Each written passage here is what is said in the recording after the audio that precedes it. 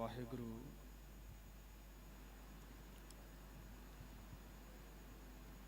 ਜਿਨ ਕੋ ਗੁਰ ਸੋ ਪ੍ਰਸੰਨ,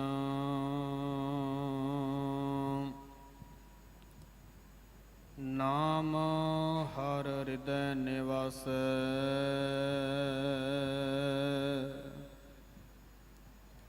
ਗੁਰ ਜਿਨ ਕੋ ਸੋ ਪ੍ਰਸੰਨ,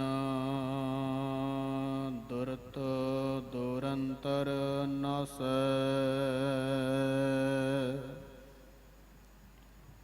ਜਿਨ ਕੋ ਗੁਰ ਸੋ ਪ੍ਰਸੰਨ, ਮਾਨ ਅਭਿਮਾਨ ਨਿਵਾਰੈ। ਗੁਰ ਜਿਨ ਕੋ ਸੋ ਪ੍ਰਸੰਨ, ਸ਼ਬਦ ਲਗ ਹਰ ਭਵ ਜਲ ਤਾਰੈ। ਪਰਚੋ ਪਰਮਾਨ ਗੁਰ ਪਾਇਓ, ਤਿਨ ਸਕੀਅਥੋ ਜਨਮ ਜਗ। ਸ੍ਰੀ ਗੁਰੂ ਸਰਨ ਭਜ ਕਲ ਕਵ, ਭੁਗਤ ਮੁਕਤ ਸਭ ਗੁਰੂ ਲਗ।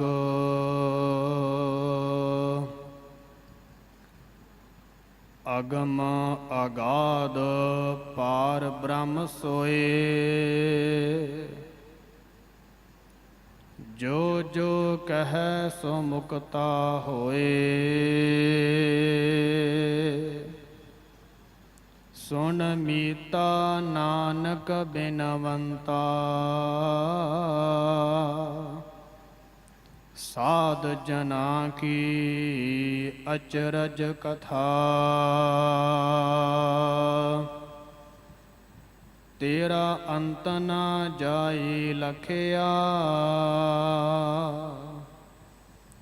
ਅਕਥ ਨਾ ਜਾਈ ਹਰ ਕਥਿਆ। ਨਾਨਕ ਜਿਨ ਕੋ ਸਤਿਗੁਰ ਮਿਲਿਆ, ਤਿਨ ਕਾ ਲੇਖਾ ਨਿਬੜਿਆ। ਨਾਨਕ ਜਿਨ ਕੋ ਸਤਿਗੁਰ ਮਿਲਿਆ, ਤਿਨ ਕਾ ਲੇਖਾ ਨਿਬੜਿਆ।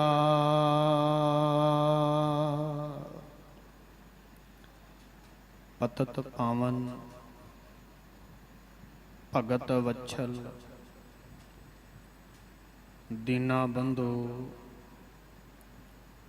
ਸਮੁੱਚੀ ਮਾਨਵਤਾ ਦੇ ਰਹਿਬਰ, ਚਵਰ ਛਤਰ ਤਖਤ ਦੇ ਮਾਲਕ, ਗੁਰਤਾ ਗੱਦੀ ਉੱਪਰ ਸੁਭਾਏਮਾਨ, ਜੁਗੋ ਜੁਗ ਅਟਲ, ਸਰਬ ਕਲਾ ਸਮਰੱਥ। ਧੰਨ ਧੰਨ ਧੰਨ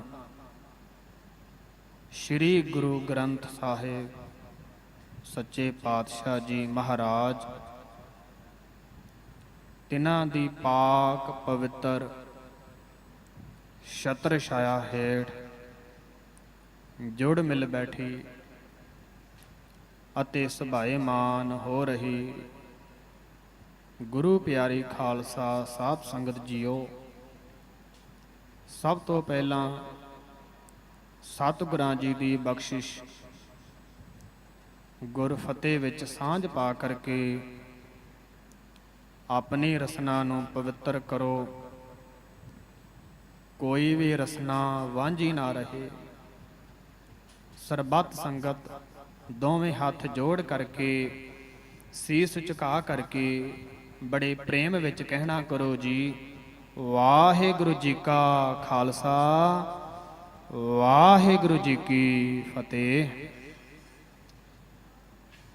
ਸਤਿਗੁਰਾਂ ਜੀ ਦੀ ਬੜੀ ਮਹਾਨ ਕਿਰਪਾ ਹੋਈ ਹੈ, ਜਿਸ ਕਿਰਪਾ ਦੇ ਸਦਕਾ 20ਵੀਂ ਸਦੀ ਦੇ ਮਹਾਨ ਪੂਰਨ ਬ੍ਰਹਮ ਗਿਆਨੀ ਸ਼੍ਰੀਮਾਨ ਸੰਤ ਬਾਬਾ ਅਤਰ ਸਿੰਘ ਜੀ ਮਹਾਰਾਜ, ਤਿਨਾਂ ਦੇ ਕਰ ਕਮਲਾਂ ਤੋਂ ਵਰੋ ਸੋਏ ਹੋਏ ਬ੍ਰਹਮ ਗਿਆਨੀ ਸ਼੍ਰੀਮਾਨ ਸੰਤ ਬਾਬਾ ਸ਼ਾਹ ਬੇਗ ਸਿੰਘ ਜੀ, ਤਿਨਾਂ ਦੀ ਪਵਿੱਤਰ ਕਰ ਕਮਲਾਂ ਤੋਂ ਵਰੋ ਸੋਈ ਹੋਈ ਪਵਿੱਤਰ ਭੂਮੀ ਗੁਰਦੁਆਰਾ ਸਾਹਿਬ ਵਿਖੇ ਪਹੁੰਚ ਕਰਕੇ ਇਸ ਪਵਿੱਤਰ ਤਪੋ ਭੂਮੀ ਦੇ ਤਾਈਂ ਨਤਮਸਤਕ ਹੋਣ ਵਾਸਤੇ ਪਹੁੰਚੀ ਹੋਈ ਗੁਰੂ ਪਿਆਰੀ ਖਾਲਸਾ ਸਾਧ ਸੰਗਤ ਜੀਓ, ਆਪ ਸਰਬੱਤ ਸੰਗਤ ਬਹੁਤ ਹੀ ਵੱਡਿਆਂ ਭਾਗਾਂ ਵਾਲੇ ਹੋ, ਜਿਨ੍ਹਾਂ ਮਹਾਨ ਵੱਡਿਆਂ ਭਾਗਾਂ ਦੇ ਸਦਕਾ ਮਹਾਂਪੁਰਖਾਂ ਦੀਆਂ ਮਿੱਠੀਆਂ ਯਾਦਾਂ ਦੇ ਵਿੱਚ ਹਾਜ਼ਰੀਆਂ ਭਰ ਰਹੇ ਹੋ। ਹਰ ਸਾਲ ਕਲਗੀਧਰ ਟਰੱਸਟ ਬੜੂ ਸਾਹਿਬ ਸਮੂਹ ਅਕਾਲ ਪਰਿਵਾਰ ਆਪ ਗੁਰੂ ਰੂਪ ਸੰਗਤਾਂ ਦੇ ਸਹਿਯੋਗ ਦੇ ਸਦਕਾ ਇਸ ਦਿੱਲੀ ਦੀ ਧਰਤੀ ਤੇ ਲਗਾਤਾਰ 4 ਵੱਡੇ ਮਹਾਂਪੁਰਖਾਂ ਦੀ ਯਾਦ ਨੂੰ ਸਮਰਪਿਤ ਇਹ ਪ੍ਰੋਗਰਾਮ ਆਯੋਜਿਤ ਕੀਤੇ ਜਾਂਦੇ ਹਨ। ਸੋ ਤਿੰਨਾਂ ਦੇ ਵਿੱਚੋਂ ਇੱਕ ਇਹ ਵੀ ਮਹਾਨ ਸਿੱਖ ਜਗਤ ਦੇ ਵਿੱਚ ਮਹਾਨ ਅਸਥਾਨ ਰੱਖਣ ਵਾਲਾ ਅਸਥਾਨ ਹੈ, ਕਿਉਂਕਿ ਇਸ ਪਵਿੱਤਰ ਅਸਥਾਨ ਦੇ ਉੱਪਰ ਸ਼੍ਰੀਮਾਨ ਸੰਤ ਬਾਬਾ ਸ਼ਾਹ ਬੇਗ ਸਿੰਘ ਜੀਆਂ ਨੇ ਆਪਣਾ ਪਵਿੱਤਰ 5 ਭੂਤਕ ਸਰੀਰ ਇੱਥੇ ਹੀ ਮਹਾਂਪੁਰਖਾਂ ਨੇ ਤਪ ਕੀਤਾ। ਇੱਥੇ ਹੀ ਮਹਾਂਪੁਰਖਾਂ ਨੇ ਧੰਨ ਸ਼੍ਰੀ ਗੁਰੂ ਗ੍ਰੰਥ ਸਾਹਿਬ ਸੱਚੇ ਪਾਤਸ਼ਾਹ ਜੀ ਦੀ ਗੁਰਮਤਿ ਵਿਚਾਰਧਾਰਾ ਦੇ ਉੱਪਰ ਚੱਲ ਕਰਕੇ ਸੰਗਤਾਂ ਨੂੰ, ਬੇਅੰਤ ਸੰਗਤਾਂ ਨੂੰ ਗੁਰੂ ਘਰ ਦੇ ਨਾਲ ਜੋੜਿਆ ਤੇ ਇਸ ਪਵਿੱਤਰ ਧਰਤੀ ਦੇ ਉੱਪਰੋਂ ਹੀ ਮਹਾਂਪੁਰਖ ਸੱਚਖੰਡ ਗਮਨ ਕਰਦੇ ਨੇ। ਸੋ ਇਸੇ ਵਾਸਤੇ ਧਰਤੀ ਵੀ ਬੜੀ ਪਵਿੱਤਰ ਹੈ ਤੇ ਗੁਰੂ ਘਰ ਦੇ ਵਿੱਚ ਬ੍ਰਹਮ ਗਿਆਨੀਆਂ ਦਾ ਬੜਾ ਅਹਿਮ ਸਥਾਨ ਹੈ। ਇੱਕ ਸਿੱਖ ਨੌਕਰੀ ਕਰਨ ਵਾਲਾ ਹੈ, ਨੌਕਰੀ ਕਰਦਿਆਂ ਦੌਰਾਨ ਰੱਬ ਦਾ ਨਾਮ ਨਹੀਂ ਜਪਿਆ ਜਾਂਦਾ, ਸੇਵਾ ਨਹੀਂ ਕੀਤੀ ਜਾਂਦੀ, ਇਸੇ ਕਰਕੇ ਉਸ ਨੂੰ ਪਰਲੋਕ ਦੀ ਜਿਹੜੀ ਚਿੰਤਾ ਸਤਾਉਂਦੀ ਹੈ ਤੇ ਇਸ ਚਿੰਤਾ ਦੀ ਨਿਵਰਤੀ ਵਾਸਤੇ ਉਹ ਸਿੱਖ ਸ਼੍ਰੀ ਅੰਮ੍ਰਿਤਸਰ ਸਾਹਿਬ ਵਿਖੇ ਪਹੁੰਚਣਾ ਕਰਦਾ ਹੈ ਤੇ ਸ਼੍ਰੀ ਅੰਮ੍ਰਿਤਸਰ ਸਾਹਿਬ ਜੀ ਦੀ ਪਵਿੱਤਰ ਧਰਤੀ ਦੇ ਉੱਪਰ ਦੀਨ ਦੁਨੀਆ ਦੇ ਵਾਲੀ, ਮੇਰੀ ਪੀਰੀ ਦੇ ਮਾਲਕ ਧੰਨ ਧੰਨ ਸਤਿਗੁਰੂ ਸ਼੍ਰੀ ਗੁਰੂ ਹਰਗੋਬਿੰਦ ਸਾਹਿਬ ਸੱਚੇ ਪਾਤਸ਼ਾਹ ਜੀ ਸੁਭਾਏ ਮਾਨ ਨੇ ਜਗਤ ਜਲੰਦੇ ਨੂੰ ਉਤਾਰ ਰਹੇ ਹਨ। ਬੇਅੰਤ ਸੰਗਤਾਂ ਦੀਆਂ ਝੋਲੀਆਂ ਬਖਸ਼ਿਸ਼ਾਂ ਦੇ ਨਾਲ ਭਰ ਰਹੇ ਨੇ ਤੇ ਇਹ ਵੀ ਸਿੱਖ ਵੀ ਜਾਂਦਾ ਤੇ ਸਤਿਗੁਰਾਂ ਜੀ ਦੇ ਚਰਨਾਂ ਵਿੱਚ ਬੇਨਤੀ ਕਰਦਾ, ਪਾਤਸ਼ਾਹ ਜੀ ਜਿਹੜੀ ਪਰਲੋਕ ਦੀ ਜਿਹੜੀ ਚਿੰਤਾ ਹੈ ਇਹ ਸਤਾ ਰਹੀ ਹੈ। ਸਤਿਗੁਰੂ ਜੀ ਆਪ ਜੀ ਦੇ ਬਾਣੀ ਦੇ ਮਹਾਵਾਕ ਨੇ, ਗੁਰ ਸਤਿਗੁਰ ਕਾ ਜੋ ਸਿੱਖ ਅਖਾਏ ਸੋ ਭਲਕੇ ਉਠ ਹਰ ਨਾਮ ਧਿਆਵੈ, ਉਦਮ ਕਰੇ ਭਲਕੇ ਪ੍ਰਭਾਤੀ ਇਸ਼ਨਾਨ ਕਰੇ ਅੰਮ੍ਰਿਤਸਰ ਨਹਾਵੈ। ਸਤਿਗੁਰੂ ਜੀ ਜੋ ਆਪ ਜੀਆਂ ਨੇ ਉਪਦੇਸ਼ ਬਖਸ਼ਿਸ਼ ਕੀਤਾ, ਸਤਿਗੁਰੂ ਜੀ ਮੈਂ ਉਸ ਤੇ ਅਮਲ ਨਹੀਂ ਕਰ ਪਾ ਰਿਹਾ। ਨੌਕਰੀ ਦਾ ਰੁਝੇਵਾਂ ਹੋਣ ਕਰਕੇ, ਜ਼ਿੰਮੇਵਾਰੀਆਂ ਹੋਣ ਕਰਕੇ ਨਾ ਮੈਥੋਂ ਅੰਮ੍ਰਿਤ ਵੇਲਾ ਸੰਭਾਲਿਆ ਜਾਂਦਾ ਤੇ ਨਾ ਹੀ ਸਤਿਗੁਰੂ ਸੱਚੇ ਪਾਤਸ਼ਾਹ ਜੀ ਮੈਥੋਂ ਇਸ਼ਨਾਨ ਕਰਕੇ ਰੱਬ ਦਾ ਨਾਮ ਚੌਂਕੜਾ ਮਾਰ ਕੇ ਬਹਿ ਕੇ ਜਪਿਆ ਜਾਂਦਾ ਤੇ ਨਾ ਹੀ ਇੰਨੀ ਵੇਲ, ਇੰਨੀ ਫੁਰਸਤ ਮਿਲਦੀ ਹੈ ਕਿ 2 ਘੜੀਆਂ ਸਤ ਸੰਗਤ ਵਿੱਚ ਜਾ ਕੇ ਆਪ ਜੀਆਂ ਦਾ ਹਰ ਜਸ ਸਰਵਣ ਕਰਾਂ। ਰਹਿਤ ਨਾਮਿਆਂ ਦੇ ਬਚਨ ਨੇ, ਗੁਰਸਿੱਖ ਰਹਿਤ ਸੁਨੋ ਮੇਰੇ ਮੀਤ, ਉਠ ਪ੍ਰਭਾਤ ਕਰੇ ਹਿਤ ਚੀਤ, ਵਾਹਿਗੁਰੂ ਪੁਨ ਮੰਤਰ ਹੈ ਜਾਪ, ਕਰ ਇਸ਼ਨਾਨ ਪੜੇ ਜਪ ਜਾਪ, ਦਰਸ਼ਨ ਕਰੇ ਮੇਰਾ ਪੁਨ ਆਏ, ਅਦਬ ਸਿਉ ਬੈਠ ਗੁਰ ਹਿਤ ਚਿਤ ਲਾਏ। 3 ਪਹਿਰ ਜਬ ਬੀਤੇ ਜਾਨ, ਕਥਾ ਸੁਣੇ ਗੁਰ ਹਿਤ ਚਿਤ ਲਾਣ। ਇਹ ਅੰਮ੍ਰਿਤ ਵੇਲੇ ਤੋਂ ਲੈ ਕੇ ਰਾਤਰੀ ਦੇ ਬਰਾਜਣ ਤੱਕ ਦਾ ਸ਼ਡਿਊਲ ਹੈ ਸਾਡਾ। ਰਹਿਤਨਾਮਿਆਂ ਦੇ ਵਿੱਚ ਵੀ ਜ਼ਿਕਰ ਆ ਗਿਆ ਤੇ ਭਾਈ ਗੁਰਦਾਸ ਜੀ ਦੀਆਂ ਵਾਰਾਂ ਦੇ ਵਿੱਚ ਵੀ ਹੋਰ ਸੌਖਾ ਆ ਜਾਂਦਾ। ਗੁਰ ਸਤਿਗੁਰ ਕਾ ਜੋ ਸਿੱਖ ਅਖਾਏ ਸੋ ਭਲਕੇ ਉਠ ਹਰ ਨਾਮ ਧਿਆਵੈ। ਇਸ ਪਵਿੱਤਰ ਸ਼ਬਦ ਦੀ ਜਿਹੜੀ ਵਿਆਖਿਆ ਭਾਈ ਗੁਰਦਾਸ ਜੀ ਨੇ ਵੀ ਕਰ ਦੇਣਾ ਕੀਤੀ ਆ, ਗੁਰਸਿੱਖ ਭਲਕੇ ਉੱਠ ਕਰ ਅੰਮ੍ਰਿਤ ਵੇਲੇ ਸਰ ਨਾ ਵੰਦਾ, ਸਾਧ ਸੰਗਤ ਵਿੱਚ ਜਾਏ ਕਹਿ ਗੁਰਬਾਣੀ ਦੇ ਪ੍ਰੀਤ ਸੁਨੰਦਾ। ਤੇ ਹੋਰ ਵੀ ਸੌਖਾ ਰਹਿਤਨਾਮਿਆਂ ਵਿੱਚ ਕਰਤਾ ਕਿ ਸਿੱਖ ਸੰਗਤਾਂ ਨੂੰ ਚੰਗੀ ਤਰ੍ਹਾਂ ਸਮਝ ਆ ਜਾਏ ਕਿ ਤੁਹਾਡਾ ਜਿਹੜਾ ਜੀਵਨ ਹੈ ਗੁਰੂ ਦੇ ਹੁਕਮ ਦੇ ਅਨੁਸਾਰ ਹੀ ਚੱਲੇ। ਤੇ ਜਿਨ੍ਹਾਂ ਦਾ ਪੂਰਨ ਜੀਵਨ ਗੁਰਬਾਣੀ ਦੇ ਰਹਿਤਨਾਮਿਆਂ ਦੇ ਅਨੁਸਾਰ ਹੋਇਆ, ਤੇ ਅੱਜ ਆਪਾਂ ਉਹਨਾਂ ਦੀ ਮਿੱਠੀ ਯਾਦ ਦੇ ਵਿੱਚ ਬੈਠੇ ਹੋਏ ਆ। ਕਿਉਂਕਿ ਸੁਣਦੇ ਤਾਂ ਸਾਰੇ ਹੀ ਨੇ, ਪਰ ਜਿਹੜੇ ਕਮਾਉਂਦੇ ਨੇ, ਜਿਹੜੇ ਬਾਣੀ ਨੂੰ ਸੁਣਦੇ ਨੇ, ਪਾਤਸ਼ਾਹ ਜੀ ਕਹਿੰਦੇ ਨੇ ਸੁਣਤੇ ਪੁਨੀਤ ਕਹਤੇ ਪਵਿੱਤ, ਸਤਿਗੁਰ ਰਹਿਆ ਭਰਪੂਰੇ। ਬਾਣੀ ਪੜ੍ਹਨ ਵਾਲੇ ਪਵਿੱਤਰ ਨੇ ਤੇ ਸੁਣਨ ਵਾਲੇ ਪੁਨੀਤ ਨੇ। ਤੇ ਉਹਨਾਂ ਤੋਂ ਵੀ ਉੱਤੇ ਉਹ ਨੇ ਜਿਹੜੇ ਬਾਣੀ ਨੂੰ ਐਸਾ ਨਾਮ ਨਿਰੰਜਨ ਹੋਏ, ਜੇ ਕੋ ਮਨ ਜਾਣੈ ਮਨ ਕੋਏ। ਮਨ ਦੇ ਵਿੱਚ ਮਨ ਕਰਕੇ ਗੁਰਬਾਣੀ ਦੇ ਮਹੱਤਵ ਨੂੰ ਸਮਝ ਕਰਕੇ ਬਾਣੀ ਨੂੰ ਕਮਾਉਂਦੇ ਨੇ, ਉਪਦੇਸ਼ ਉੱਪਰ ਚੱਲਦੇ ਨੇ। ਤੇ ਮਹਾਂਪੁਰਖਾਂ ਨੇ ਬਚਨ ਕਮਾਇਆ, ਮਹਾਂਪੁਰਖਾਂ ਨੇ ਬਾਣੀ ਦੇ ਅਨੁਸਾਰ ਆਪਣਾ ਜੀਵਨ ਬਤੀਤ ਕੀਤਾ, ਆਪ ਵੀ ਜੋੜੇ ਨੇ ਤੇ ਹੋਰਨਾਂ ਵੀ ਗੁਰੂ ਘਰ ਦੀ ਸਿੱਖੀ ਦੇ ਨਾਲ ਜੋੜਿਆ। ਜਿਸ ਕਰਕੇ ਬੇਅੰਤ ਸੰਗਤਾਂ ਇਹਨਾਂ ਸਮਾਗਮਾਂ ਦੇ ਵਿੱਚੋਂ ਦੂਰੋਂ ਨੇੜਿਓਂ ਦੇਸ਼ਾਂ ਵਿਦੇਸ਼ਾਂ ਦੀ ਧਰਤੀ ਤੋਂ ਚੱਲ ਕਰਕੇ ਆ ਰਹੀਆਂ ਨੇ। ਤੇ ਦਾਸ ਬੇਨਤੀ ਕਰ ਰਿਹਾ ਸੀ ਕਿ ਵੇਖੋ ਰਹਿਤਨਾਮਿਆਂ ਦੇ ਵਿੱਚ ਬਚਨ ਆਉਂਦੇ ਨੇ, ਤੀਨ ਪਹਿਰ ਜਬ ਬੀਤੇ ਜਾਨ, ਕਥਾ ਸੁਣੇ ਗੁਰ ਹਿਤ ਚਿਤ ਲਾਨ। ਸਤਿਗੁਰੂ ਜੀ ਕਹਿੰਦੇ ਨੇ ਜਦੋਂ ਦਿਨ ਦੇ 3 ਪਹਿਰ, ਅੱਜ ਤਾਂ 24 ਘੰਟਿਆਂ ਦਾ ਪੱਛਮੀ ਸੱਭਿਅਤਾ ਦੇ ਅਨੁਸਾਰ ਟਾਈਮ ਟੇਬਲ ਆਪਾਂ ਬਣਾ ਲਿਆ, ਸਾਡਾ ਪਾਰਾਂ ਦੇ ਵਿੱਚ ਚੱਲਦਾ। ਦਿਨ ਦੇ 6 ਵਜੇ ਤੋਂ ਲੈ ਕੇ 9 ਵਜੇ ਤੱਕ ਪਹਿਲਾ ਪਹਿਰ, ਤੇ ਫਿਰ 9 ਵਜੇ ਤੋਂ ਲੈ ਕੇ 12 ਵਜੇ ਤੱਕ ਦੂਜਾ ਪਹਿਰ। ਤੇ ਜਦੋਂ ਦਿਨ ਦਾ ਤੀਜਾ ਪਹਿਰ ਖਤਮ ਹੋ ਜਾਏ ਤੇ ਚੌਥਾ ਪਹਿਰ ਸ਼ੁਰੂ ਹੋ ਜਾਏ 3 ਤੋਂ ਲੈ ਕੇ 6 ਵਜੇ ਤੱਕ। ਤੇ ਇੱਕ ਘੜੀ ਦੇ ਵਿੱਚ ਸੰਗਤ ਜੀ 24 ਮਿੰਟ ਹੁੰਦੇ ਨੇ, ਤੇ ਇੱਕ ਪਹਿਰ ਦੇ ਵਿੱਚ 7.5 ਘੜੀਆਂ ਹੁੰਦੀਆਂ ਨੇ। ਤੇ ਸਤਿਗੁਰੂ ਜੀ ਕਹਿੰਦੇ ਨੇ ਕਿ ਜਦੋਂ ਕਾਰ ਵਿਹਾਰ ਕਰ ਲਏ ਨੇ ਤੇ ਅੰਮ੍ਰਿਤ ਵੇਲੇ ਤੂੰ ਉੱਠਣਾ। ਅੰਮ੍ਰਿਤ ਵੇਲੇ ਉੱਠ ਕਰਕੇ ਜਿੰਨੀ ਦੇਰ ਤੱਕ ਤੂੰ ਇਸ਼ਨਾਨ ਕਰ ਰਿਹਾ, ਕਾਰ ਵਿਹਾਰ ਕਰ ਰਿਹਾ, ਸੈਰ ਕਰ ਰਿਹਾ, ਉਨੀ ਦੇਰ ਤੱਕ ਤੂੰ ਉੱਠਣਾ ਵੀ ਵਾਹਿਗੁਰੂ ਕਹਿ ਕੇ ਹੈ। ਉਠਤ ਬੈਠਤ ਸੋਵਤ ਜਾਗਤ ਹਰ ਧਿਆਈਆ ਸਗਲ ਅਵਰਦਾ ਜੀਓ। ਅਵਰਦਾ ਕਹਿੰਦੇ ਨੇ ਉਮਰ ਨੂੰ। ਉੱਠਣ ਲੱਗਿਆਂ ਵੀ, ਸੌਣ ਲੱਗਿਆਂ ਵੀ, ਆਉਣ ਲੱਗਿਆਂ ਵੀ ਤੇ ਜਾਣ ਲੱਗਿਆਂ ਵੀ ਹਰ ਕਾਰ ਵਿਹਾਰ ਕਰਦੇ ਹੋਇਆਂ ਵਾਹਿਗੁਰੂ ਦਾ ਜਿਹੜਾ ਜਾਪ ਹੈ ਛੱਡਣਾ ਨਹੀਂ।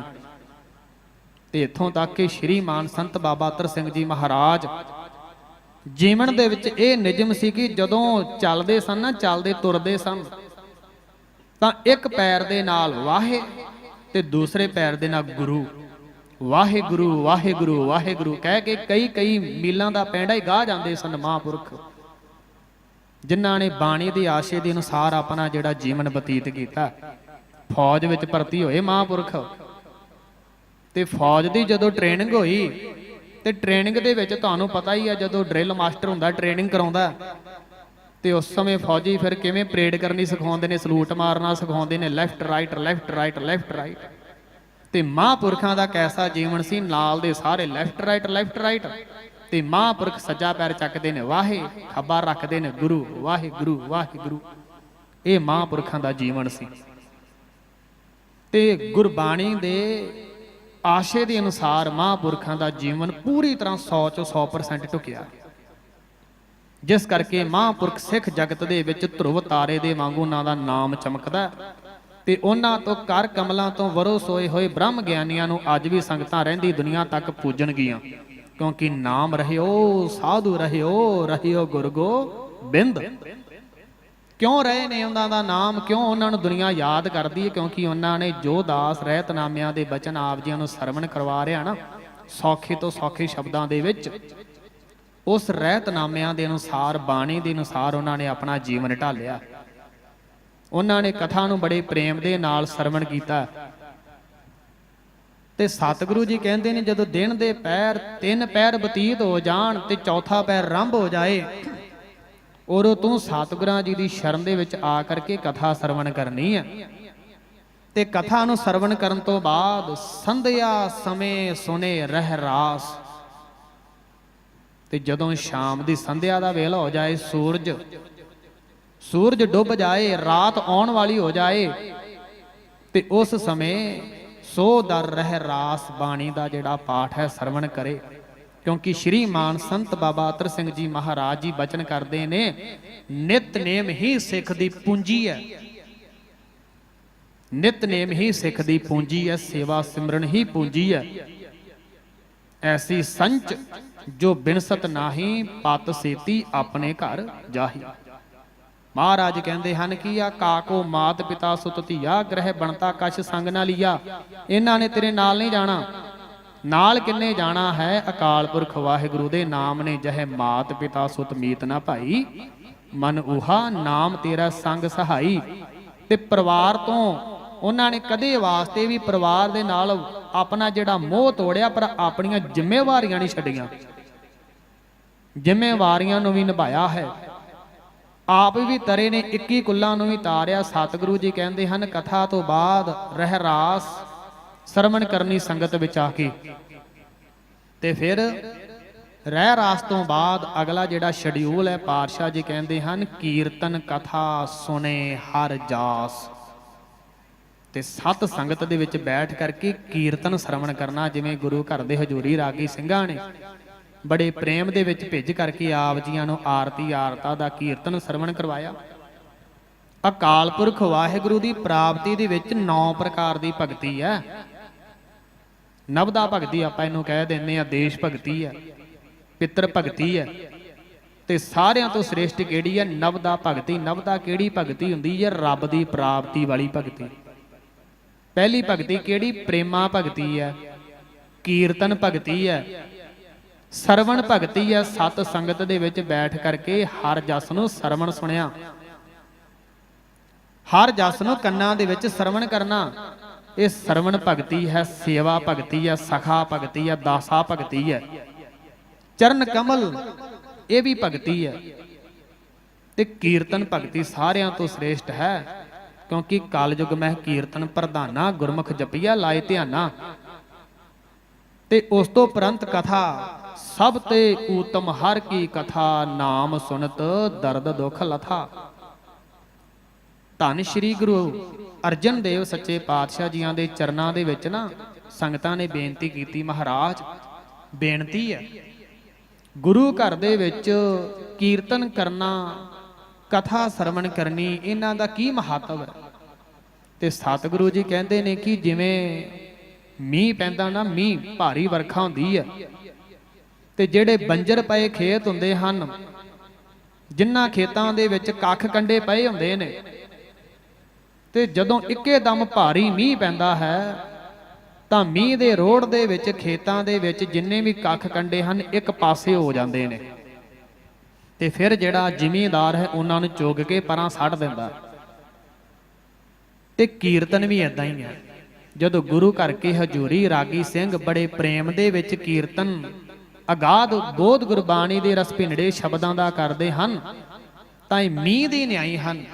ਤੇ ਜਿਹੜਾ ਵੀ ਗੁਰਮੁਖ ਪਿਆਰਾ ਬੜੇ ਪ੍ਰੇਮ ਦੇ ਵਿੱਚ ਸੁਣਦਾ ਹੈ, ਕੀਰਤਨ ਕਥਾ ਸੁਣੇ ਹਰ ਜਾਸ, ਕੀਰਤਨ ਨੂੰ ਬੜੇ ਪ੍ਰੇਮ ਦੇ ਨਾਲ ਸੁਣਦਾ ਤੇ ਮਨ ਦੇ ਵਿੱਚੋਂ ਜਿਹੜੇ ਭੈੜੇ ਸੰਕਲਪਾਂ ਵਿਕਲਪਾਂ ਰੂਪ, ਜਿਹੜੇ ਫੁਰਨੇ ਰੂਪ, ਜਿਹੜੇ ਕੱਖ ਕੰਡੇ ਨੇ ਪਾਸੇ ਹੋ ਜਾਂਦੇ ਨੇ। ਮਨ ਜਿਹੜਾ ਹੈ ਸ਼ਾਂਤ ਹੋ ਜਾਂਦਾ, ਸਹਿਜ ਅਵਸਥਾ ਵਿੱਚ ਆ ਜਾਂਦਾ ਹੈ, ਉਪਦੇਸ਼ ਗ੍ਰਹਿਣ ਕਰਨ ਦੀ ਅਵਸਥਾ ਵਿੱਚ ਆ ਜਾਂਦਾ। ਤੇ ਸਤਿਗੁਰੂ ਜੀ ਕਥਾ ਜਿਸ ਪ੍ਰਕਾਰ ਝੜੀ ਲੱਗ ਜਾਂਦੀ ਹੈ ਨਾ, ਮੀਂਹ ਰੁਕ ਰੁਕ ਕੇ ਪੈਂਦਾ ਹੈ, ਤੇ ਜਦੋਂ ਮੀਂਹ ਰੁਕ ਰੁਕ ਕੇ ਪੈਂਦਾ ਧਰਤੀ ਤੇ ਡਿੱਗਦੇ ਕੱਲੀ ਕੱਲੀ ਬੂੰਦ ਧਰਤੀ ਦੇ ਵਿੱਚ ਸਮਾ ਜਾਂਦੀ ਹੈ। ਤੇ ਫਿਰ ਧਰਤੀ ਦੀ ਜਿਹੜੀ ਪੈਦਾਵਾਰ ਦੀ ਉਪਜਾਊ ਸ਼ਕਤੀ ਹੈ ਉਸ ਨੂੰ ਵਧਾਉਂਦੀ ਹੈ।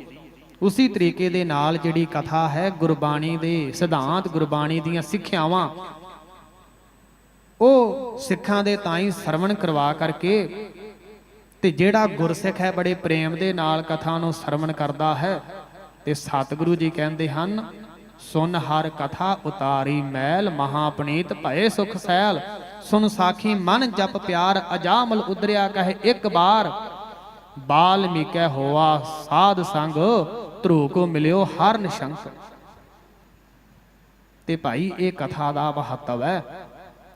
ਕਥਾ ਦੇ ਵਿੱਚ ਗੁਰਮੁਖ ਪਿਆਰੇ ਆਪਣੀ ਜੀਵਨ ਦਾ ਜਿਹੜਾ ਉਦੇਸ਼ ਹੈ ਸਮਝਦੇ ਨੇ ਕਿ ਅਸੀਂ ਜਿਹੜੀ ਜੀਵਨ ਜਾਂਚ ਹੈ ਕਿਸ ਨੂੰ ਸਮਝਿਆ, ਤੇ ਗੁਰਬਾਣੀ ਦੇ ਅਨੁਸਾਰ ਜੀਵਨ ਜਾਂਚ ਹੈ ਕੀ ਹੈ। ਇੱਕ ਬੜਾ ਭੈੜਾ ਜਿਹਾ ਰਿਵਾਜ ਚੱਲਿਆ, ਅਖੇ ਜੀ ਪਾਈਏ ਜੱਗ ਭਾਉਂਦਾ, ਖਾਈਏ ਮਨ ਭਾਉਂਦਾ। ਤੇ ਪਾਤਸ਼ਾਹ ਜੀ ਨੇ ਪਹਿਲੇ ਦਿਨ ਤੋਂ ਹੀ ਆਖਿਆ ਕਿ ਭਾਈ ਮਨ ਦੀ ਤਾਂ ਅਸੀਂ ਸੁਣਨੀ ਨਹੀਂ। ਪਾਤਸ਼ਾਹ ਜੀ ਕਹਿੰਦੇ ਨੇ ਮਨ ਨੂੰ ਤਾਂ ਵਸ ਕਰਨਾ, ਅਸੀਂ ਨਹੀਂ ਮਨ ਦੇ ਵਸ ਹੋਣਾ। ਇਸੇ ਵਾਸਤੇ ਸਤਿਗੁਰੂ ਜੀ ਮਨ ਦੇ ਬਾਬਤ ਵੀ ਸ਼ਬਦ ਉਚਾਰਦੇ ਨੇ, ਮਾਈ ਮਨ ਮੇਰੋ ਬਸ ਨਾਹੇ, ਨਿਸ ਬਾਸੁਰ ਵਿਖਿਆਨ ਕੋ ਧਾਵਤ, ਕਹੇ ਬੇਦਰੋ ਕੋ ਤਾਹੇ।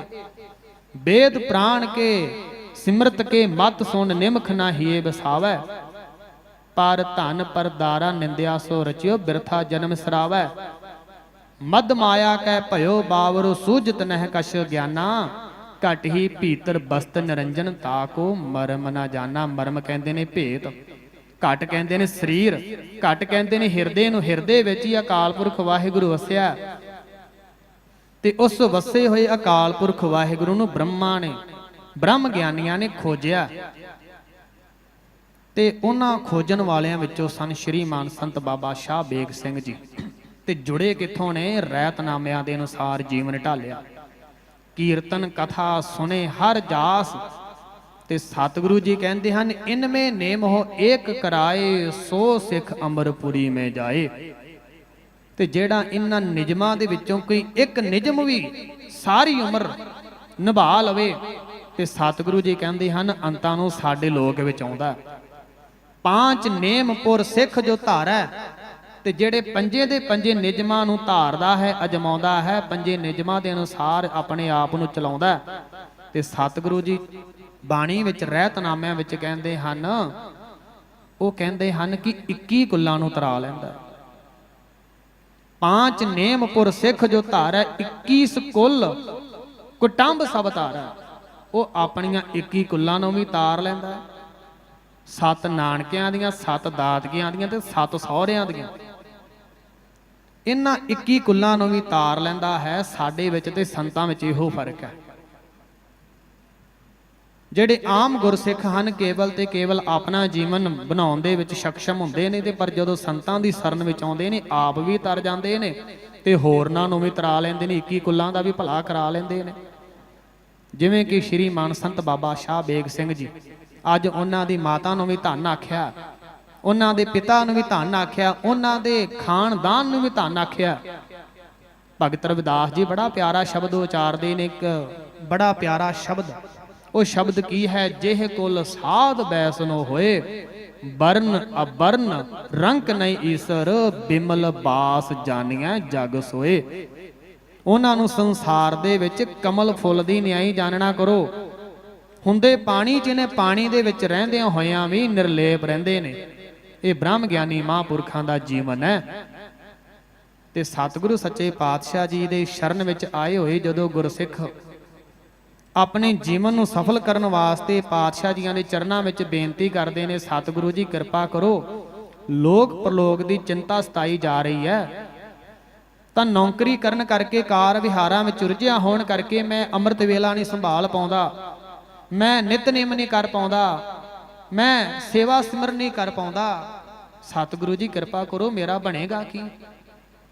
ਤੇ ਸਤਿਗੁਰੂ ਸੱਚੇ ਪਾਤਸ਼ਾਹ ਜੀ ਮਹਾਰਾਜ ਉਸ ਸਮੇਂ ਸਿੱਖ ਦੇ ਤਾਂ ਹੀ ਸਮਝਾਉਂਦੇ ਨੇ, ਗੁਰਸਿੱਖਾ ਤੇਰਾ ਜਿਹੜਾ ਕਲਿਆਣ ਹੈ, ਤੂੰ ਗੁਰੂ ਘਰ ਦੇ ਵਿੱਚ ਆਇਆ ਤੇ ਤੂੰ ਸਾਧੂ ਸਤਪੁਰਸ਼ ਦੀ ਸ਼ਰਨ ਵਿੱਚ ਚਲੇ ਜਾਣਾ ਕਰ। ਆਪ ਨਰਾਇਣ ਕਲਾ ਧਾਰ ਜਗ ਮਹਿ ਪਰਵਰਿਓ, ਨਿਰੰਕਾਰ ਆਕਾਰ ਜੋਤ ਜਗ ਮੰਡਲ ਕਰਿਓ। ਜਿਸ ਗੁਰੂ ਦੇ ਦਰਸ਼ਨ ਕਰਨ ਦੇ ਨਾਲ ਜੰਮਣ ਮਰਨ ਸਫਲਾ ਹੋ ਜਾਂਦਾ ਹੈ, ਜੰਮਣ ਮਰਨ ਕੱਟਿਆ ਜਾਂਦਾ, ਉਹ ਗੁਰੂ ਆਪ ਸਤਪੁਰਸ਼ਾਂ ਦਾ ਇੰਨਾ ਸਤਿਕਾਰ ਕਰਦਾ। ਤੇ ਸਤਿਗੁਰੂ ਸੱਚੇ ਪਾਤਸ਼ਾਹ ਜੀ ਸਿੱਖ ਦੀ ਬੇਨਤੀ ਸੁਣ ਕੇ ਕਿ ਮਹਾਰਾਜ ਸੌਖਾ ਜਿਹਾ ਰਸਤਾ ਦੱਸ ਦਿਓ, ਸੌਖਾ ਜਿਹਾ ਕੰਮ ਦੱਸ ਦਿਓ ਜਿਹੜਾ ਮੈਂ ਕਰ ਵੀ ਲਵਾਂ, ਕਿਉਂਕਿ ਜਪ ਤਪ ਸੰਜਮ ਧਰਮ ਨਾ ਕਮਾਇਆ, ਸੇਵਾ ਸਾਧ ਨਾ ਜਾਣਿਆ ਹਰ ਰਾਇਆ, ਕਹੋ ਨਾਨਕ ਹਮ ਨੀਚ ਕਰਮਾ, ਸਰਨ ਪਰੇ ਕੀ ਰਾਖੋ ਸਰਮਾ। ਕੋਈ ਇਹੋ ਜਿਹਾ ਉਪਦੇਸ਼ ਦੇ ਦੇਣਾ ਕਰੋ ਜਿਹੜਾ ਮੈਂ ਸੌਖੇ ਤਰੀਕੇ ਦੇ ਨਾਲ ਕਮਾ ਲਵਾਂ, ਜਿਹਨੂੰ ਕਰਨਾ ਵੀ ਸੌਖਾ ਹੋਵੇ। ਤੇ ਸਤਿਗੁਰੂ ਜੀ ਕਹਿੰਦੇ ਹਨ ਫਿਰ ਸਾਧੂ ਸਤਪੁਰਸ਼ ਦੀ ਸ਼ਰਨ ਗ੍ਰਹਿਣ ਕਰ। ਸਰਨ ਸੰਤੰ ਕਿਲ ਬਿਖ ਨਾਸੰ, ਗੋਬਿੰਦ ਨਾਮ ਜਪੰਤ ਮਿਲ ਸਾਧ ਸੰਗ ਹੈ, ਨਾਨਕ ਸੇ ਪ੍ਰਾਣੀ ਸੁਖ ਬਾਸਨ ਹੈ।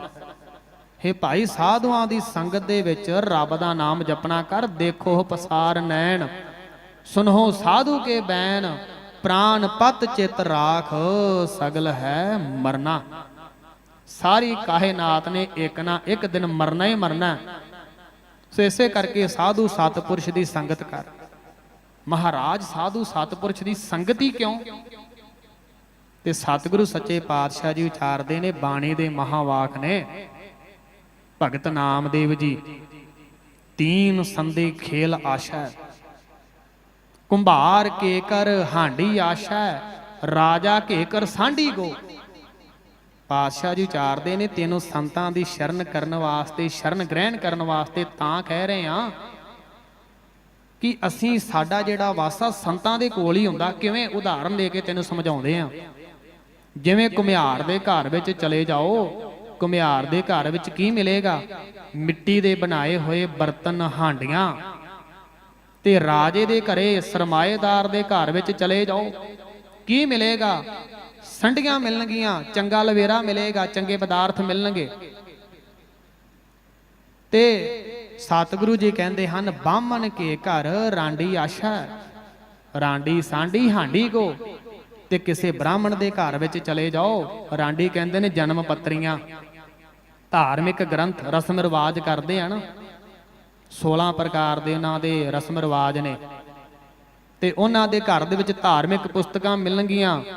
ਜਨਮ ਤੋਂ ਲੈ ਕੇ ਮਰਨ ਤੱਕ ਦੇ ਜਿੰਨੇ ਵੀ ਪਦਾਰਥ ਆਉਂਦੇ ਨੇ, ਕੋਈ ਦਿੰਦਾ ਕੋਈ ਲੈਂਦਾ, ਉਹ ਸਾਰੇ ਪਦਾਰਥ ਮਿਲਣਗੇ। ਤੇ ਸਤਿਗੁਰੂ ਸੱਚੇ ਪਾਤਸ਼ਾਹ ਜੀ ਵਿਚਾਰਦੇ ਨੇ, ਉਸੀ ਪ੍ਰਕਾਰ ਸੰਤਾਂ ਮੱਧੇ ਰਾਮ ਆਸ਼ਾ, ਗੋਕਲ ਮੱਧੇ ਸਿਆਮ ਗੋ। ਜਿਸ ਪ੍ਰਕਾਰ ਪਾਤਸ਼ਾਹ ਜੀ ਕਹਿੰਦੇ ਨੇ ਕਿ ਗੋਕਲ ਦੇ ਵਿੱਚ ਸ਼੍ਰੀ ਕ੍ਰਿਸ਼ਨ ਜੀ, ਗੋਕਲ ਕਾਹਦੇ ਵਾਸਤੇ ਪ੍ਰਸਿੱਧ ਹੈ? ਸ਼੍ਰੀ ਕ੍ਰਿਸ਼ਨ ਜੀ ਕਰਕੇ। ਉਸੇ ਪ੍ਰਕਾਰ ਸੰਤ ਪ੍ਰਸਿੱਧ ਹਨ ਅਕਾਲ ਪੁਰਖ ਵਾਹਿਗੁਰੂ ਕਰਕੇ। ਕਿਉਂਕਿ ਜਿਹੜੇ ਸੰਤ ਹਨ, ਹਰ ਕਾ ਸੰਤ, ਹਰ ਕੀ ਹਰ ਮੂਰਤ, ਜਿਸ ਹਿਰਦੈ ਹਰ ਨਾਮ ਮੁਰਾਰ। ਮੁਰਦੈਤ ਨੂੰ ਮਾਰਨ ਵਾਲੇ ਦਾ, ਅਕਾਲ ਪੁਰਖ ਵਾਹਿਗੁਰੂ ਦਾ ਜਿਹੜਾ ਵਾਸਾ ਹੈ, ਸਤਿਗੁਰੂ ਜੀ ਕਹਿੰਦੇ ਨੇ ਅਸੀਂ ਸੰਤਾਂ ਦੇ ਹਿਰਦੇ ਵਿੱਚ ਵਸਦੇ ਹਾਂ। ਕਿਉਂਕਿ ਸਾਧੂ ਸਤਪੁਰਸ਼ ਸੰਗਤ ਜੀ, ਅਕਾਲ ਪੁਰਖ ਵਾਹਿਗੁਰੂ ਪ੍ਰਤੱਖ ਤੌਰ ਤੇ ਸੰਤਾਂ ਦੇ ਸਰੀਰ ਦੇ 5 ਹਿੱਸਿਆਂ ਵਿੱਚ ਰੱਬ ਵਸਦਾ। ਪ੍ਰਤੱਖ ਪ੍ਰਭ ਜੀ ਬਸ ਹੈ ਸਾਧ ਕੀ ਰਸਨਾ। ਅਕਾਲ ਪੁਰਖ ਵਾਹਿਗੁਰੂ ਸੰਤਾਂ ਦੀ ਰਸਨਾ ਤੇ ਵਸਦਾ। ਅਕਾਲ ਪੁਰਖ ਵਾਹਿਗੁਰੂ ਸੰਤਾਂ ਦੀ ਦ੍ਰਿਸ਼ਟੀ ਵਿੱਚ ਵਸਦਾ। ਅਕਾਲ ਪੁਰਖ ਵਾਹਿਗੁਰੂ ਸੰਤਾਂ ਦੇ ਹਿਰਦੇ ਵਿੱਚ ਵਸਦਾ ਹੈ। ਅਕਾਲ ਪੁਰਖ ਵਾਹਿਗੁਰੂ ਦਾ ਵਾਸਾ ਸੰਤਾਂ ਦੇ ਚਰਨਾਂ ਵਿੱਚ ਹੁੰਦਾ ਹੈ। ਅਤੇ ਅਕਾਲ ਪੁਰਖ ਵਾਹਿਗੁਰੂ ਦਾ ਵਾਸਾ ਸੰਤਾਂ ਦੇ ਪਵਿੱਤਰ ਕਰ ਕਮਲਾਂ ਵਿੱਚ ਹੁੰਦਾ। ਇਸੇ ਕਰਕੇ ਬਾਰਜ ਕਰ ਦਾਹਿਨੈ, ਸਿੱਧ ਸਨਮੁਖ ਜੋਵੈ, ਰਿੱਧ ਬਸੈ ਬਾਵਾਂਗ, ਜੋ 3 ਲੋਕਾਂਤਰ ਮੋਹ ਹੈ। ਇਸੇ ਕਰਕੇ ਸਾਧੂ ਸਤਪੁਰਸ਼ਾਂ ਦੇ ਹੱਥਾਂ ਦੇ ਵਿੱਚ ਬਰਕਤ ਹੁੰਦੀ, ਕਿਉਂਕਿ ਰਿੱਧੀਆਂ ਸਿੱਧੀਆਂ ਦਾਸੀਆਂ ਹੁੰਦੀਆਂ ਨੇ, ਹੱਥ ਜੋੜ ਕੇ ਖਲੋਤੀਆਂ ਨੇ। ਤੇ ਸਤਿਗੁਰੂ ਸੱਚੇ ਪਾਤਸ਼ਾਹ ਜੀ ਵਿਚਾਰਦੇ ਹਨ ਕਿ ਭਾਈ, ਸਾਧੂ ਸਤਪੁਰਸ਼ਾਂ ਦੀ ਸੰਗਤ ਵਿੱਚ ਚਲੇ ਜਾ, ਤੇ ਸਾਧੂ ਸਤਪੁਰਸ਼ ਤੇਰੇ ਕਲਿਆਣ ਹਿਤ, ਤੇਰੇ ਤਾਈਂ ਸੌਖਾ ਜਿਹਾ ਉਪਦੇਸ਼ ਬਖਸ਼ਿਸ਼ ਕਰ ਦੇਣਗੇ।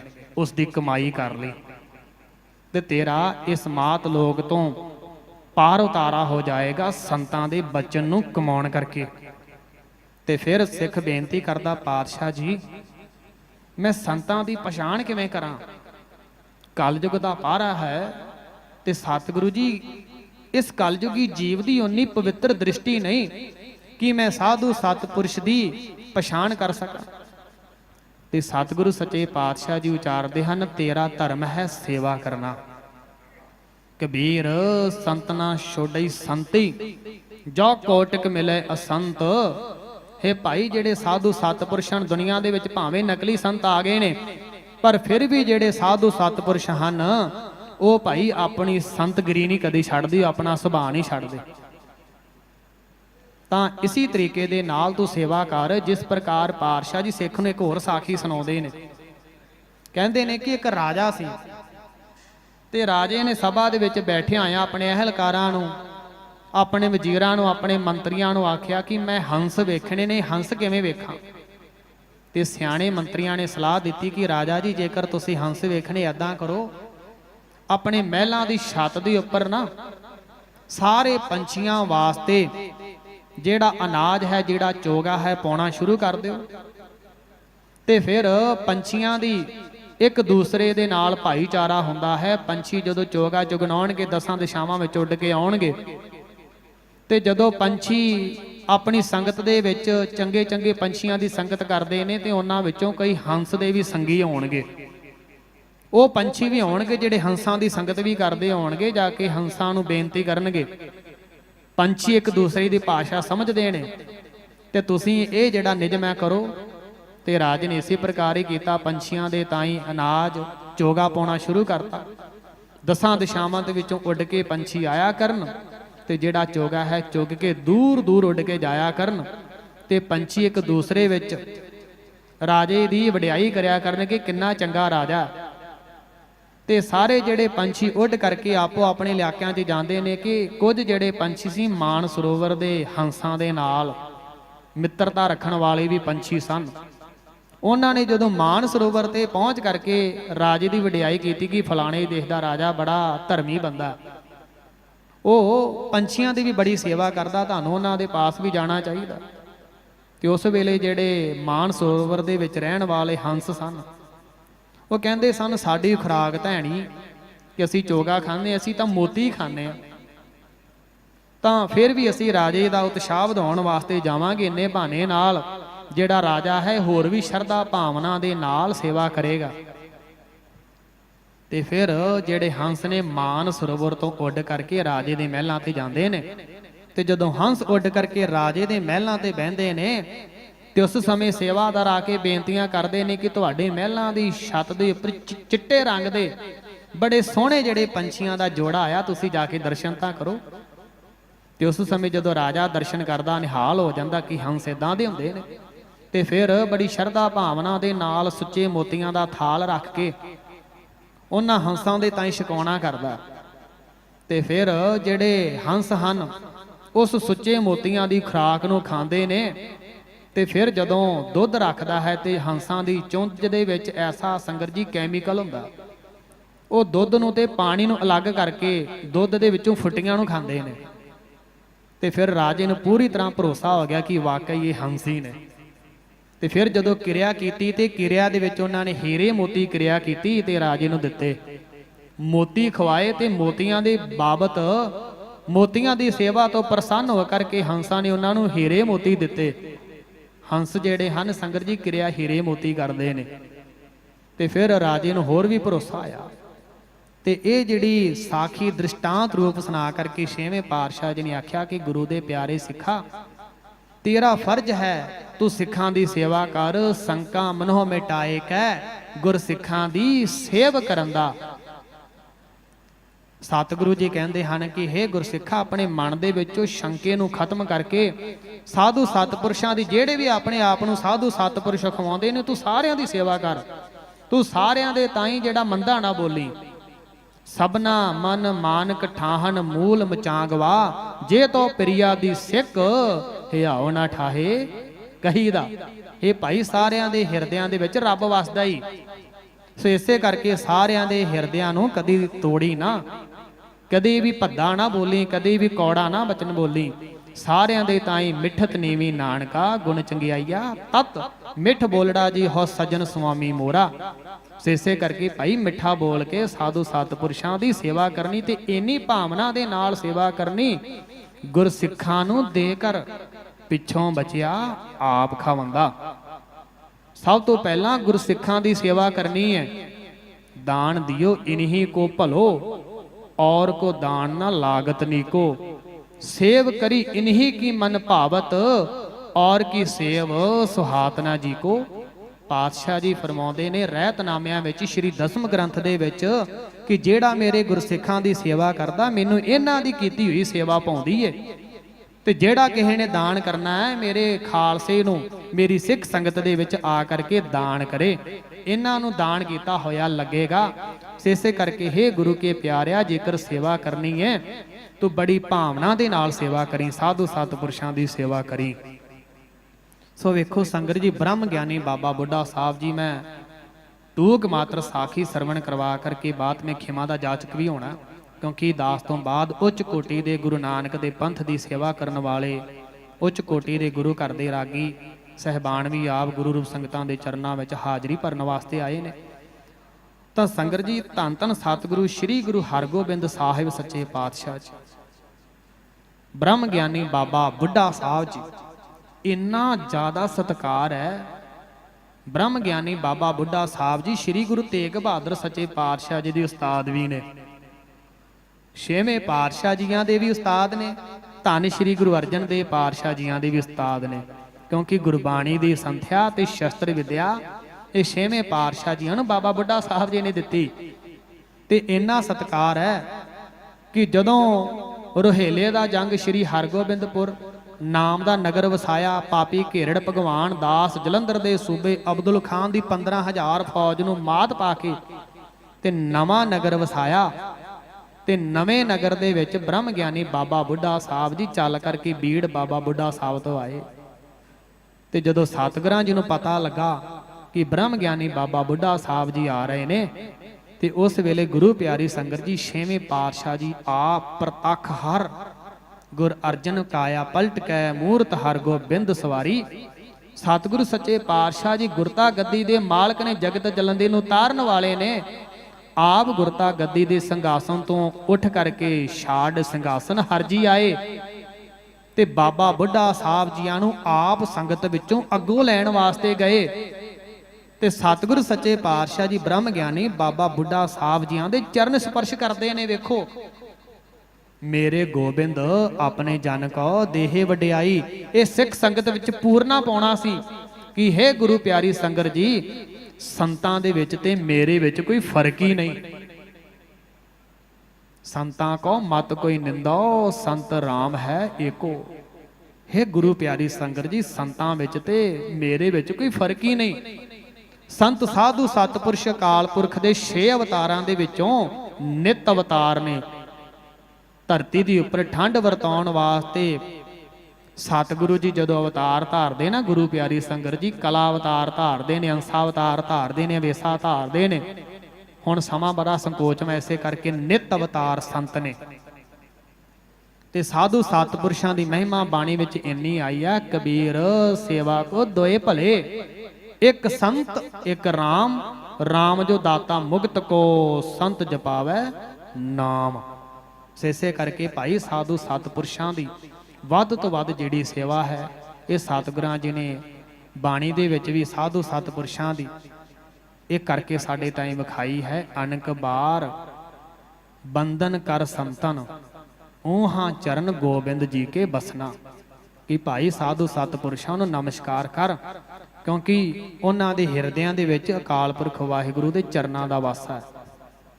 ਸੋ ਸ਼੍ਰੀ ਮਾਨ ਸੰਤ ਬਾਬਾ ਸ਼ਾਹ ਬੇਗ ਸਿੰਘ ਜੀ, ਤਿੰਨਾਂ ਦਾ ਜਿਹੜਾ ਜੀਵਨ ਸ਼੍ਰੀ ਮਾਨ ਸੰਤ ਬਾਬਾ ਅਤਰ ਸਿੰਘ ਜੀ ਮਹਾਰਾਜ ਜੀਆਂ ਤੋਂ ਵਰੋਸ ਹੋਏ ਹੋਣ ਕਰਕੇ ਮਹਾਂਪੁਰਖਾਂ ਦੇ ਬਚਨਾਂ ਦੇ ਉੱਪਰ ਪਹਿਰਾ ਦਿੰਦਿਆਂ ਹੋਇਆਂ ਆਖਰੀ ਸਵਾਸਾਂ ਤੱਕ ਗੁਰਮੁਖ ਜਨਮ ਸਵਾਰ, ਦਰਗਹਿ ਚੱਲਿਆ ਸੱਚੀ ਦਰਗਹਿ ਜਾਏ, ਸੱਚਾ ਪਿੜ ਮੱਲਿਆ ਦੇ ਮਹਾਵਾਕਾਂ ਦੇ ਅਨੁਸਾਰ ਸਾਰੀ ਉਮਰ ਇਸ ਦਿੱਲੀ ਦੀ ਧਰਤੀ ਦੇ ਉੱਪਰ ਰਹਿ ਕਰਕੇ ਬੇਅੰਤ ਸੰਗਤਾਂ ਨੂੰ ਗੁਰੂ ਘਰ ਦੀ ਸਿੱਖੀ ਦੇ ਨਾਲ ਜੋੜਨਾ ਕਰਨਾ ਕੀਤਾ, ਗੁਰੂ ਦੀ ਸੰਗਤਾਂ ਦੀ ਸੇਵਾ ਕਰਨਾ ਕੀਤੀ। ਤਾਂ ਇਸ ਪਾਵਨ ਪਵਿੱਤਰ ਸਥਾਨ ਦੀ ਜਿਹੜੀ ਸੇਵਾ ਹੈ, ਸ਼੍ਰੀ ਮਾਨ ਸੰਤ ਬਾਬਾ ਇਕਬਾਲ ਸਿੰਘ ਜੀ ਮਹਾਰਾਜ ਜੀਆਂ ਨੂੰ ਮਿਲਣਾ ਕੀਤੀ। ਤੇ ਮਹਾਂਪੁਰਖਾਂ ਨੇ ਆਪ ਆਪਣੇ ਕਰ ਕਮਲਾਂ ਦੇ ਨਾਲ ਮਹਾਂਪੁਰਖਾਂ ਦੀ ਇਸ ਮਿੱਠੀ ਯਾਦ ਨੂੰ ਯਾਦਗਾਰ ਬਣਾਉਣ ਵਾਸਤੇ ਆਪ ਆਪਣੇ ਕਰ ਕਮਲਾਂ ਦੇ ਨਾਲ 5 ਮੰਜ਼ਲਾਂ ਬਿਲਡਿੰਗ ਇਮਾਰਤ ਤਿਆਰ ਕੀਤੀ। ਤੇ ਮਹਾਂਪੁਰਖਾਂ ਦੀ ਪ੍ਰੇਰਨਾ ਸਦਕਾ ਹੀ ਆਪ ਗੁਰੂ ਰੂਪ ਸੰਗਤਾਂ ਦੇ ਸਹਿਯੋਗ ਸਦਕਾ ਕਲਗੀਧਰ ਟਰਸਟ ਬੜੂ ਸਾਹਿਬ ਸਮੂਹ ਅਕਾਲ ਪਰਿਵਾਰ ਬੜੀ ਸ਼ਰਧਾ ਭਾਵਨਾ ਦੇ ਨਾਲ ਹਰ ਸਾਲ ਮਹਾਂਪੁਰਖਾਂ ਦੇ ਚਰਨਾਂ ਦੇ ਵਿੱਚ ਸ਼ਰਧਾ ਦੇ ਭੁੱਲ ਫੇਟ ਕਰਦਿਆ ਹੋਇਆ ਇਹ ਜੰਗੀ ਪੱਧਰ ਦੇ ਉੱਚ ਪੱਧਰ ਦੇ ਜਿਹੜੇ ਗੁਰਮਤ ਸਮਾਗਮ ਕਰਵਾਏ ਜਾਂਦੇ ਹਨ। ਸੋ ਦਾਸ ਨੂੰ ਵੀ ਇਹ ਸੁਭਾਗ ਪ੍ਰਾਪਤ ਹੋਇਆ ਤਾਂ ਜੋ ਆਪ ਗੁਰੂ ਰੂਪ ਸੰਗਤਾਂ ਦੀ ਪਵਿੱਤਰ ਚਰਨ ਧੂੜ ਪ੍ਰਾਪਤ ਹੋਈ। ਧੰਨ ਧੰਨ ਸਤਿਗੁਰੂ ਸ੍ਰੀ ਗੁਰੂ ਗ੍ਰੰਥ ਸਾਹਿਬ ਸੱਚੇ ਪਾਤਸ਼ਾਹ ਜੀ ਮਹਾਰਾਜ ਬਖਸ਼ਣਹਾਰ ਹਨ। ਆਪ ਗੁਰੂ ਰੂਪ ਸੰਗਤ ਬਖਸ਼ਣ ਯੋਗ ਹੋ ਬਖਸ਼ ਲੈਣਾ। ਅੱਗੇ ਵਾਸਤੇ ਸੰਗਤ ਜੀ ਕਿਰਪਾ ਕਰਨੀ। ਮਹਾਂਪੁਰਖਾਂ ਦੀ ਮਹਿਮਾ ਦੇ ਵਿੱਚ ਆਪ ਗੁਰੂ ਰੂਪ ਸੰਗਤਾਂ ਦੇ ਚਰਨਾਂ ਵਿੱਚ ਅਗਾਧ ਬੋਧ ਗੁਰਬਾਣੀ ਦੀ ਕਥਾ ਵਿਚਾਰਤਾ ਕਰਨ ਦੀ ਜਾਚ ਬਖਸ਼ਿਸ਼ ਕਰਨੀ। ਭੁੱਲਾਂ ਗਲਤੀਆਂ ਨਾ ਚਤਾਰਨੀਆਂ, ਲੇਖੇ ਕਤੇ ਨਾ ਛੁੱਟਿਆ ਹੈ। ਖਿਨ ਖਿਨ ਭੁੱਲਣਹਾਰ, ਬਖਸ਼ਣਹਾਰ ਬਖਸ਼ ਲੈ। ਨਾਨਕ ਪਾਰ ਉਤਾਰ, ਦੇਹੋ ਸਜਣ ਅਸੀਸੜੀਆ। ਜੇ ਹੋਵੇ ਸਾਹਿਬ ਸਿੰਬੇਲ। ਸੋ ਗੁਰੂ ਪਿਆਰੀ ਸੰਗਤ ਜੀ, ਇੱਥੇ ਹੀ ਵਿਚਾਰਾਂ ਦੀ ਸਮਾਪਤੀ ਹੈ। ਹੋਈ ਭੁੱਲ ਚੁੱਕ ਦੀ ਮਾਫੀ। ਵਾਹਿਗੁਰੂ ਜੀ ਕਾ ਖਾਲਸਾ, ਵਾਹਿਗੁਰੂ ਜੀ ਕੀ ਫਤਿਹ।